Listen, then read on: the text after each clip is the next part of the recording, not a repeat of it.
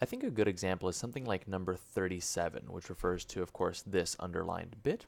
And let's go ahead and read the sentence. So currently it reads, this deformation results in subtle variations in density that both causes uneven heat flow and limits the size of the droplets that can be tested.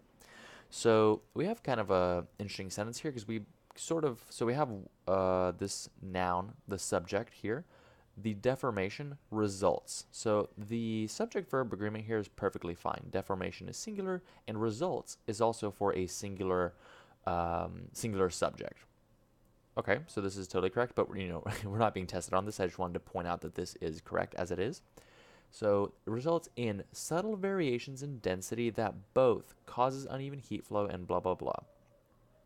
So, and limits. So there are two verbs here, causes and limits, and both of these verbs are referring to what noun in the sentence? It's not referring to the deformation. This is the key part. It's referring to the subtle variations in density, or more specifically, the variations, which variations are plural.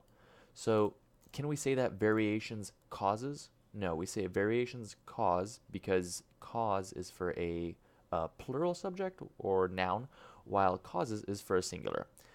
And same thing with limits and limit. So you can't say variations limits because you say variations limit, as limits is for a singular subject, limit is for a plural subject.